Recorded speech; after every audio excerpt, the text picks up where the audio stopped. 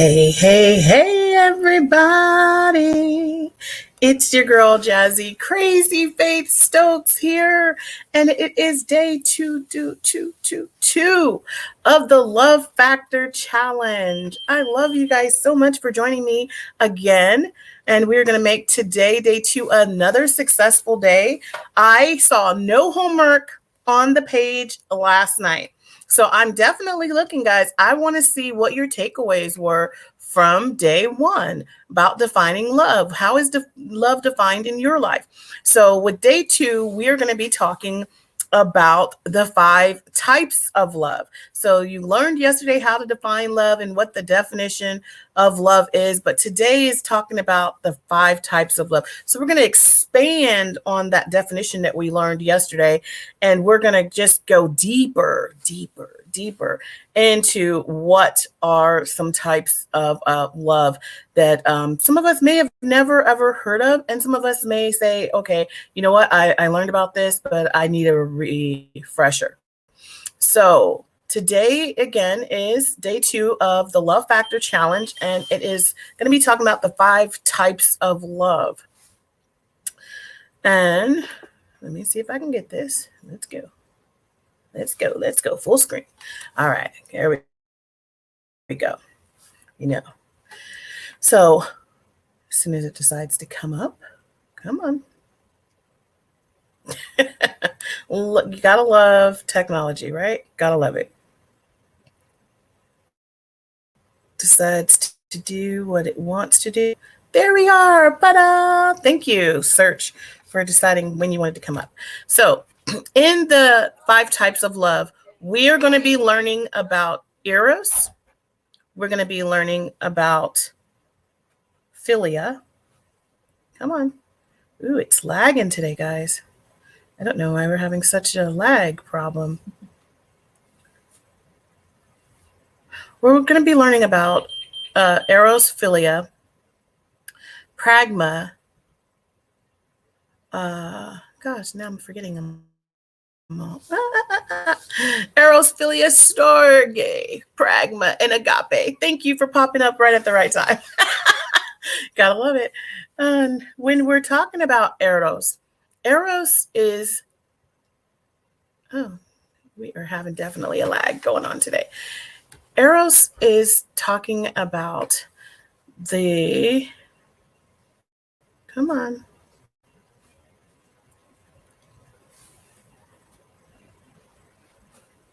All right, the romantic love. And, romantic love is an intense sexual desire for someone. And we know what we believe romance is like, oh, yes, that person loves me because I love them and I love the way they look, they smell.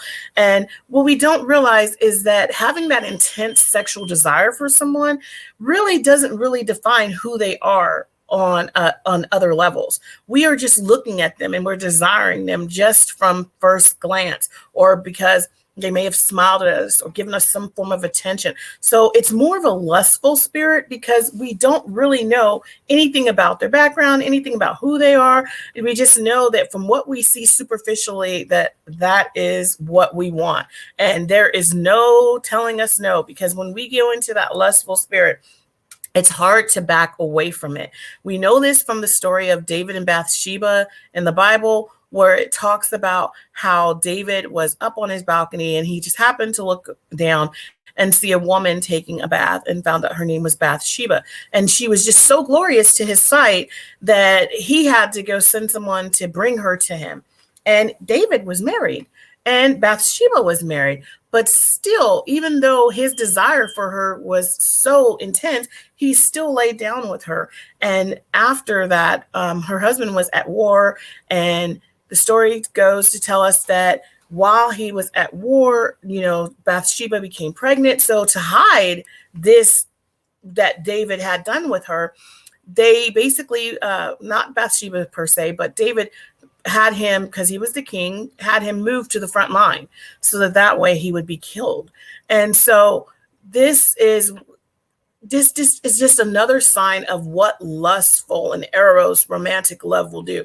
It will have you so intensely desiring someone that, as we know, we've heard of, crimes of passion, where people have killed behind who they love because they just want that person. They don't want anyone else to have them, and they will do whatever they can to actually have that person in their life without even thinking about the repercussions behind it. And when you think about that, you go into what's called a place of where you're quick to love on them, but then it fizzles out quickly as well. So that's when we talk about that filial love. That filial love is a form of affectionate love. And philia is one that doesn't involve any passion or sexual impulse. And that means that we're not impulsively, going into this. We're actually having a thought of why we desire or why we like this person, why they're a desirable person, why you want to be around them, why they're so just advantageous with the way they come across, and that you just really respect them. And this filial affectionate love is what I call the John 3:16 love. For God so loved the world that he gave his only begotten son, that whosoever believeth in him should not perish but have everlasting life. God loved us so much that he gave us Jesus. Even though he knew what Jesus would have to do in order to die for our sins, Jesus would have to perform the greatest love of all, which is dying on the cross, which is staying there, which is helping us to be redeemed from our past transgressions, because that is the kind of love that God wants us to understand, is that that's that affectionate love. It's not an impulsive thing. It's not a sexual desire. It's the way of that of a love that's just saying that I will do what I have to do for you because I'm willing to go at bat for you. I'm willing to show you that this type of love is an affectionate love that I have for you because I respect you. It's a love where there are no, it's without limitations. There are no limitations on this type of love. God loves us so much that it's, if you see the picture there, it defines us as Rose of Sharon. And when you think of us as roses, we're beautifully blossomed roses. We are going before the King. God smells that sweet and savory scent, and it's a good scent unto God's nostrils. And that's what we want to be. We want to be that good, affectionate love that God sees in his son, that when he sees us, that he actually sees that we love without limits. We are not saying, well, if you do this for me, I will do that and I will show you so much love. We don't need to have, that type of love. We need to show that we actually eternalize what God has done for us, and by showing us that form of affectionate love.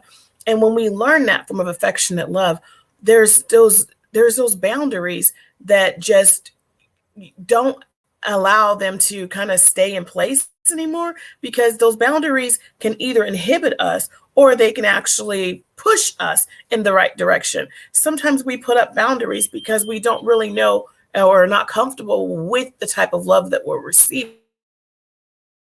And sometimes that's that eros love, because it's not from pure intent. It's not from a pure place. And when you're looking for a pure place type of love, you realize that it just makes you feel uncomfortable. So when you realize that it's from a pure place, and it's a place of where there's no intent of your giver, it's a give or take. I have to give you something in order to receive it. God said that, in this John 3:16 love, is that all we had to do is to believe that his son Jesus died for us. And that's the kind of love that I love, is that filial love, to know that God, has died for my sins, and that I can just go to him and repent, and I can ask for forgiveness, and I can have a better understanding of what that kind of love is. And we want this type of love, because when we have this type of love, we learn about storge love, which is the familiar love. And storge is the most recognized as the love of a parent has for his or her child. It's a very strong bond that is not easily broken. So when you know that you have that filial love, you know that it's because God loved his son. So that's where it combines with that storge love, is because we know how much we love our children, or, how much we love our parents, or how much we love our siblings, and how sometimes there can be, some forms of chivalry rivalry, and civil rivalry, but we realize that even though, when we're young, we say, oh, I don't like my brother or sister, we realize that as we grow older, we sometimes even love them more because we realize that what it was, we were vying for our parents' attention. And we felt like sometimes that one was given more attention than the other. And so I love Proverbs 22:6 with this storge familiar love, because it says, train up a child in the way that he should go. And when he is old, he will not depart from it. This is that standard of love where I was telling you is that we're really not taught, but this is where we're shown through our parents how they love each other, so they show us love. And so we believe that that's how love is, and so we go and we want to share that love with everyone because we feel that because we have this type of love, everyone else needs to have this type of love, but everyone else is not brought up the same way. And so sometimes when we show and exhibit that love, people don't know how to receive it because they don't know if it has false intenses. If there's that give and take, oh, they're loving on me or they want something. And so sometimes people actually resist that you've learned because they're not familiar with that type of love, because they may not have had a real, close-knit family, or, brought up in a place where, their family showed them that type of love. So you have to live your life as an exhibition. That's right. I'm going to say that again. You have to live your life as an exhibition. That means that no matter what, because God so loved the world, that you're going to continue to love them regardless. I've heard my grandmother say, and I've heard so many other people say, is that sometimes you just have to learn to love the hell out of people. That's right. That means the hell that the devil's trying to attach himself to those people. You have to learn to love that out of them, because if you learn to love them out of those places, then they start realizing that your intent is pure and that you're not being their friend or loving them because you're looking for something in return. You just want to show them that you care. And caring is a big part of love, because when you're showing that you care, you actually are breaking some of those past, those chains and those bondages that people have, been tied with because of either abuse or mentally not being mature enough for love, because sometimes they were just not familiar with it. So like I said, this takes time, and it takes you being willing to continue to exhibit your life in that way so that they can learn from what they're actually seeing. It's okay to be a walking, talking billboard. It's okay for some people not to understand what you're trying to do, but you don't allow their negativity and wherever their thought processes are on your love to then move you to changing who you are. Of course, you don't want to make people feel uncomfortable. So there's a way about going with people. But I love how Jesus did it. He said, with love and kindness have I drawn thee. So it's through that love and that kindness that we actually show that we care. We want to be able to get on people's level. We don't want to act like we're better than them or like we're more than what they feel that they are. We want to show them that we can understand them right where they are. Again, right where they are. Because if we learn to get to people's level and get right where they are, then we can show them that we're not embarrassed. There's nothing to be embarrassed by. There's nothing to be ashamed of. You are exactly where you're supposed to be. There is no lesson in that, you have to be in some form of measure in love. We all are learning from each other, and that's that gleaning process of how we learn how to love each other just exactly where they are without setting any type of form of limitations. And so when we learn that familiar type of love teaches us the pragma love. And that teaches us that, that as children, that when you train up that child, we want to grow up to marry someone. And I know a lot of people probably are like, who's this picture of these people? But I really love this actress. Her name is Jamie Lee Curtis, and that is her husband, Chris Guest. And I just love it because if you see that earlier picture, it shows them, how they looked younger and they were vibrant and beautiful. And she had all her, beautiful hair and the color of it. And, that's sometimes what people, end up, that's how they end up loving someone, because at first they get that eros love. They like what they see and they go for it, but if you see her husband, he was a little bit salt and pepper back then, but I love it. If you see the then and now, it shows them how they aged well gracefully together. It shows them how they actually still love each other. You see, he still has her hand in his arm, letting you know they're still together. That love is still there. And that pragma, it's a practical kind of love that stands the test of time.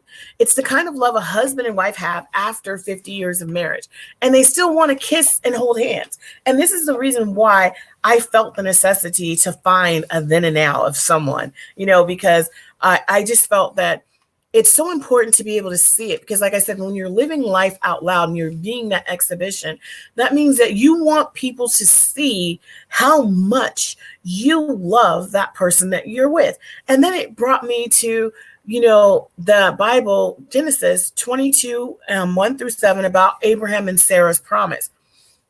The word pragma comes out of the word pragmatic.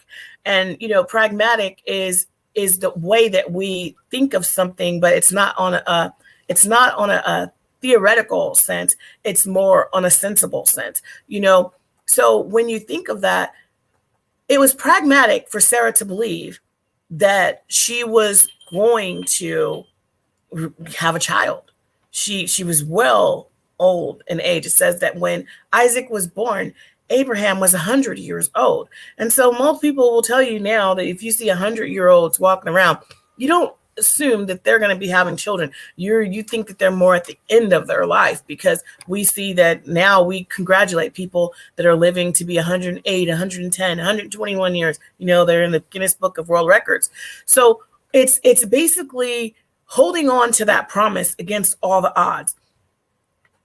Isaac was born out of Sarah and Abraham's love for each other. It says decades. They were married decades. So when you realize that no matter what, they believed that they were going to have a child and that God was going to bring that to fruition, they proved that they still stayed in love.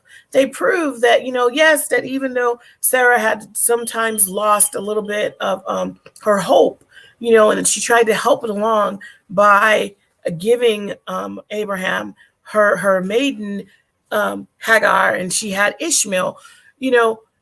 These things happen. Sometimes we do lose faith, but when God tells you he's going to do something, he wants us to know that he's not a man that he should lie. So when Sarah did finally bear Isaac, she became intimidated by Hagar being there with Ishmael. So she told Abraham, even though she made the decision for Abraham to lay down with Hagar, you have to get her out of here. I don't want to see her with her son. And I know that that's, a child of yours, because we have our child, and this comes from our marriage. It's that, that feeling of, I know that this is what God has done, and I was foolish. I was silly. I wasn't trusting in God. I wasn't doing exactly what God had showed. And so that's where it is, where it's showing that enduring love, is that if we trust in the Lord with all thy heart and lean not to our own understanding, in all thy ways acknowledge him, and he shall direct our paths. That's where that is in this pragma, enduring love. We have to trust God. We have to trust God even through our own failures, even through our own faults, even through our own doubts, even through our own places of wanting to insert self-will. We have to know that God is in every situation. So if we want that enduring love, we have to continue to make sure that we trust in God through all things. And that's where that pragma love is that it's an enduring love. It just keeps going on and on and on. And where we end is the unconditional love, agape love. I love agape love. My mother taught me this love when I was about 8 or 9 years old. And when she was teaching me, I didn't understand what she was saying. She said agape, she said God's love, and I knew it as God's love, but I didn't understand what the term agape means. I just put a word to some definitions that she was giving me. She said it was unconditional, and because at 8 or 9 years old, I didn't know what unconditional was. I just agreed with her. Okay, yes, that's God's love. It's unconditional. It's agape. But it's a universal, unconditional, selfless love for others, which I didn't understand that. And I got to read that again. It's a universal. So that means that it surpasses all time and understanding. It is unconditional. That means that it has no conditions on it. And it's selfless, meaning that it's given from you without, again, any form of, what are you going to do for me? It involves being altruistic and caring more for others than for yourself. That means that we're not looking at ourselves and we're actually thinking outside of ourselves. That's altruistic. We're actually looking at everything else around us and what can we do to affect that's going on outside of us. A lot of times people have, which is the ludus love, and I was going to tell you guys about the ludus and it's the playful and people think about those loves, but this is outside of you. This is outside of you. This is caring for others and yourself. And it's the proven fact that Jesus perfectly exemplified agape love when he died on the cross to save us from our sins and death. His suffering, so we could be set free. We could be set free from all affirmities. So when we see that people have affirmities, we automatically say, well, God, you could not be in this situation because this person is sick, this person has cancer, this person has, diabetes. But what we don't realize is that it's because of God's love for us and him actually dying on the cross that those situations aren't more exasperated than we currently see them. We see them in these situations. We know that people die, but we have to remember that God's already let us know this is not our home, that this fleshly carnal body will die, but you will die only once physically, but spiritually you will live forever. So I love how Matthew 22:37-39 says, and it is said to him, you shall love the Lord your God with all your heart and with all your soul and with all your mind. This is the great and first commandment. And a second is like it. You shall love your neighbor as yourself.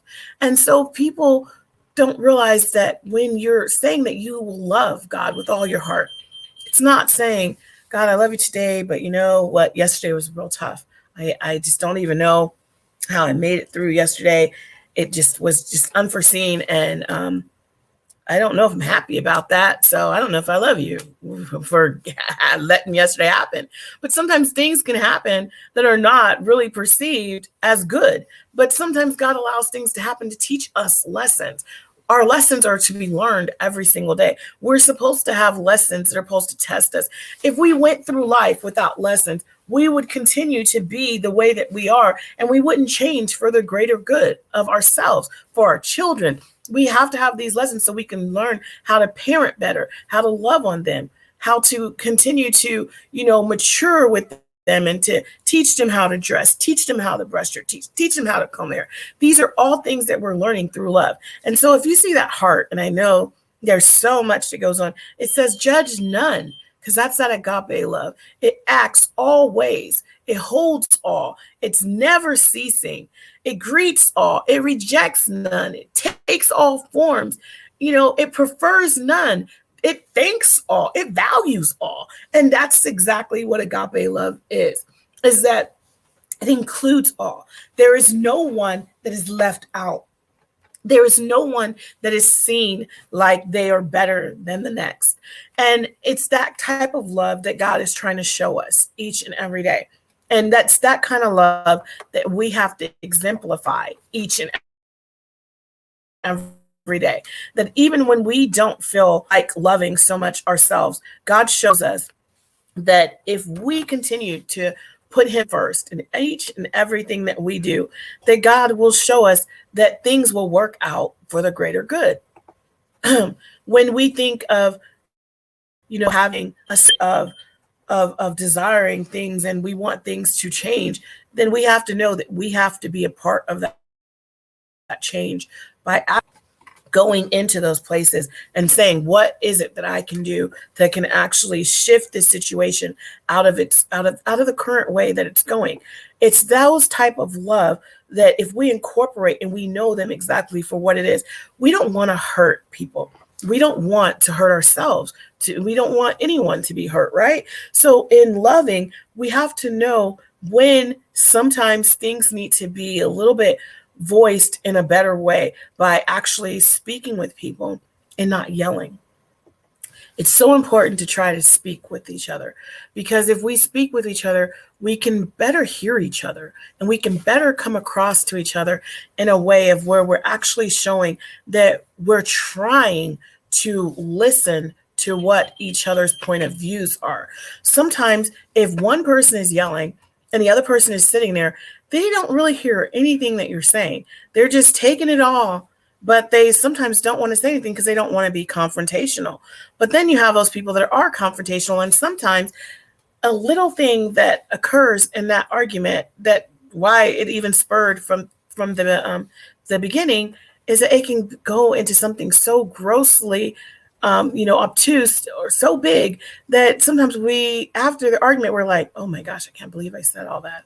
You begin to resent who you were during that time. You resent why you said the things that you said. You resent even speaking from a place of anger. And that's the reason why we have to have hush mouth grace.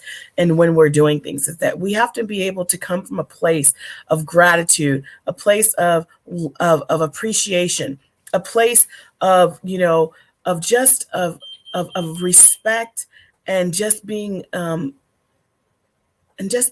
thoughtful, so that way, even if we may not like what we're hearing or something that was done, we can actually sit back and think about it and say, okay, well, what is it that I can do to make this better? Or what is it that I can do to just, show someone that I am definitely trying to take a different course, but maybe, hey, I did it again. Oops, I did that.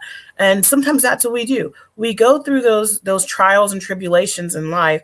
And, some of us don't want to say sorry. And some of us just want to say, well, we take a licking and keep on ticking. It's just our own philosophy on life. But if we learn how to just learn to love, and we learn how to just learn how to be less animated, and we learn to just be more visual in what we say and what we do, then we actually can be more accountable for our actions. And then we can actually say, okay, we can learn from whatever it was that we went into. I just wanted to come here again for you guys to just understand that we're going through this pandemic for a reason. These types of things have happened in the past. And just because everything wasn't always put in a history book doesn't mean that this is anything new. But this is your time to think about the relationships that you had. Think about your friendships. Think about your relationships with your family. This is a time to really think about who is in your corner and who isn't. And, it's time to decide which relationships can you move forward in, and if they were healthy relationships for you. So that way, as you're moving forward in life and you're moving forward out of this pandemic, that you can know, because I'm sure that coronavirus, even whether we get the vaccine or not, people are still going to have the virus. So are people going to be allowed in people's homes? Are people going to be comfortable with doing those type of interactions again? Or are we going to evolve from this in a whole nother way, where it's going to be more, centralized, where we're going to be like Jetson syndrome, where everybody is basically zooming past each other in these glass cars, just trying to live their life and say hi and video call everyone, as we've been doing. We have to learn that we have to evolve with each situation, and that as we're evolving, that we're learning that as these things happen, that we can grow from them. We don't have to stay in this place and just allow life to happen. So I thank you guys again so much for your time today. I am so excited because tomorrow we are going to have our first guest speaker of the week. I just really wanted to start this challenge, just really being intimate with you guys and just really just kind of going through each, form of love and types of love, because I just am so excited about our guest tomorrow. It is going to be Dr. Fernando Marengo Rodriguez. And it's going to be so exciting because he's going to basically show us some techniques. That's right, of love and what we can do to meditate and to just get into a place where it's okay, that it's quiet, and that we can talk with God and talk with our thoughts, and just be able to just bring everything in to a place where we can actually move, from where we are currently. And all of us can examine ourselves. All of us can have that place where we can grow from, because no one is perfect. There is no practice makes perfect. It actually is practice makes getting better. We all have a place of getting better. So I can't wait. I want to see your homework, you guys. Tell me exactly what your takeaways were from today. If there were any, write it down.